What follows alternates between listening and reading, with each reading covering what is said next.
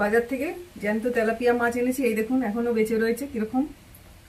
এই আজকে আপনাদের দেখাবো জ্যান্ত তেলাপিয়া মাছের ঝোল। মাছটা আমি এবার কেটে নিচ্ছি। পালিয়ে যাচ্ছে, কাটা যাচ্ছে না, এত জ্যান্ত মাছ। উল্টো দিক করে কাটলে কাটাগুলো খুব সহজেই কেটে নেওয়া যায়।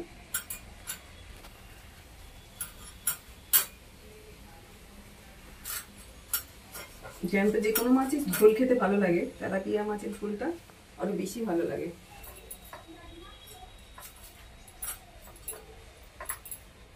এইভাবে পেটটা কেটে ফেলে দিচ্ছি।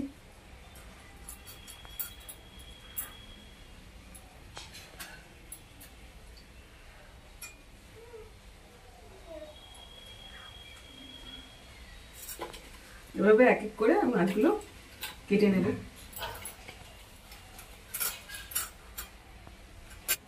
নমস্কার বন্ধুরা, শিলার রান্নাঘরে আপনাদেরকে স্বাগত। তাহলে আপনারা দেখতে থাকুন কীভাবে আমরা তৈরি করছি জ্যান্ত তেলাপিয়া মাছের পাতলা ঝোল। মাছটাতে পরিমাণ মতো লবণ দিচ্ছি, হলুদ দিচ্ছি।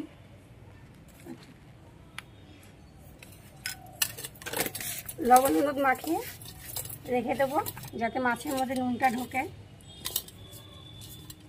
ঢেকে রেখে দেবো। তেলাপিয়া মাছের পাতলা ঝোল করবো বলে জিরে লঙ্কাটা বেটে নিচ্ছি।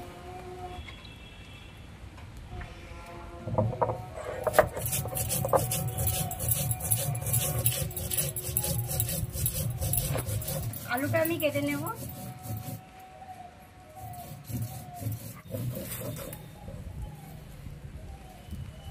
আলুটা 4 ফালি করে নেব।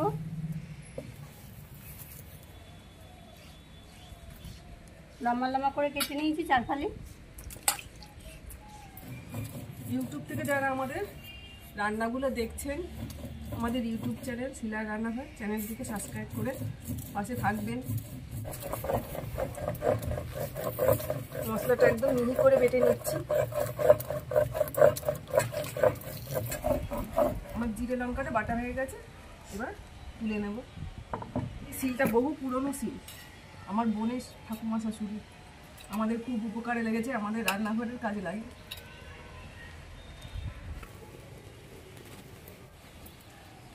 তেলাপিয়া মাছের ঝোল করবো বলে কড়াইটা বসিয়ে দিলাম। কড়াইটা গরম হয়ে গেছে, কড়াইয়ে সাদা তেল দিয়ে দেবো মাছ ভাজার জন্য।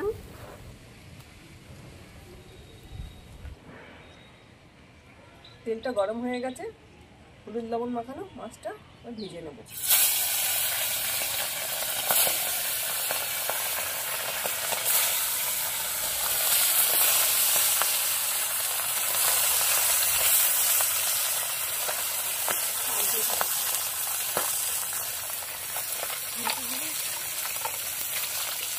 চারটা মাছ ওর জন্য হালকায় ভেজে নেবো, বেশি কড়া করে ভাজবো না। এগুলো উল্টে নিচ্ছি।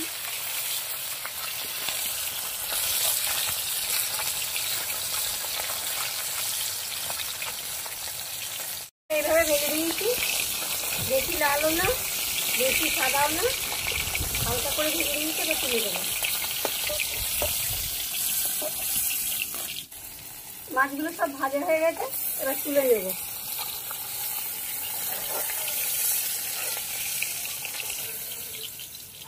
ওই মাছ ভাজার তেলে আর একটু তেল দিয়ে দেবো। কালো জিরে দিয়ে দেবো ফোড়নে। এবার লম্বা লম্বা করে কেটে রাখা আলুটা দিয়ে দেবো।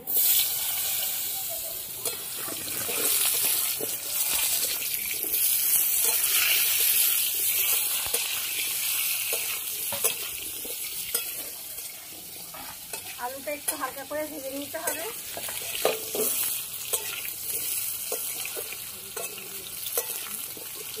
পরিমাণ মতো লবণ দিয়ে দেবো।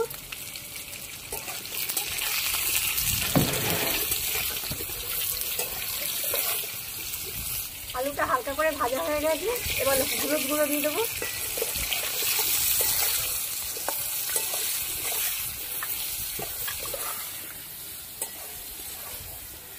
হলুদ লবণ দিয়ে আলুটা কষানো হয়ে গেছে, এবার টমেটো কুচি দিচ্ছি। আপনারা চাইলে নাও দিতে পারেন।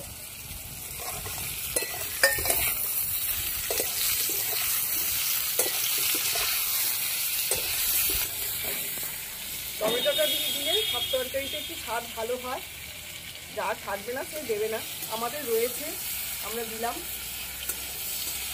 ভালো করে সবগুলো ভাজা ভাজা করে নিচ্ছি, আলু টমেটো হয়ে গেল ভাজা ভাজা।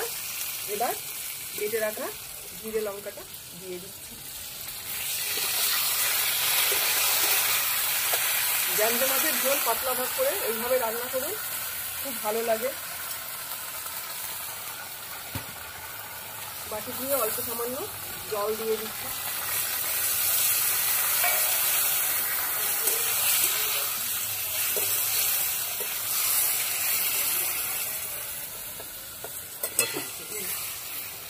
মশলা দিয়ে ভালো করে কষিয়ে নিচ্ছি।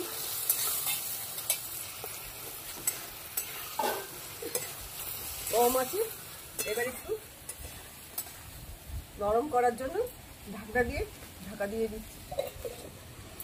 ঢাকনাটা খুলে দেখে নেব।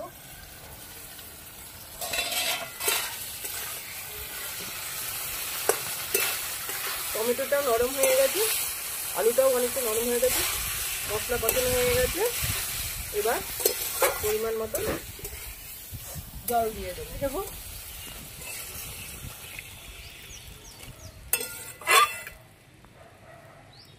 আমরা 1 মগ জল দিয়েছি, আর একটু জল দেবো। আপনারা আপনাদের মতন পরিমাণ মতন জল দেবেন।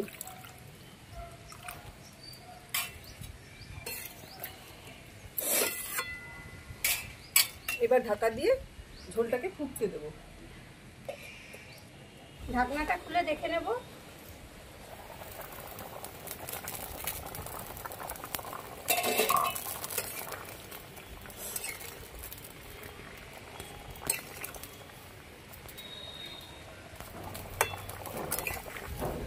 আলুগুলো একটু গলবে।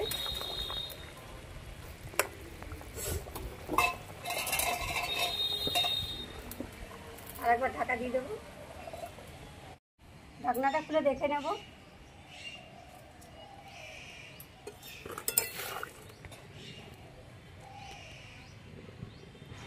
আলুগুলো গলে গেছে, এবার মাছ দিয়ে দেবো।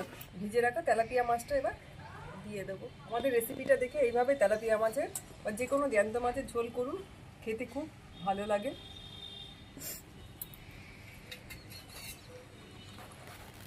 মাছটা একটু উল্টে দেবো, দিয়ে একটু ফুটিয়ে নাও মাছের ঝোলটা, যাতে মাছের মধ্যে ঝোল মশলা সবই ঢোকে।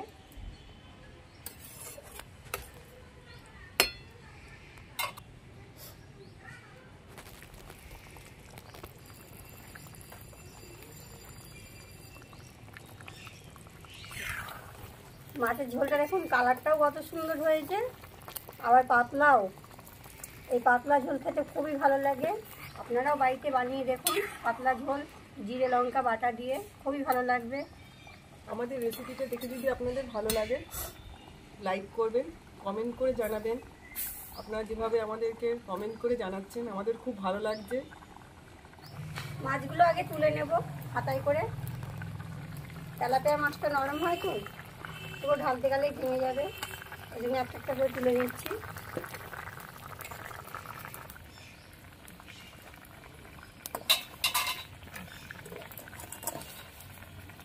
এবার নামিয়ে দেবো।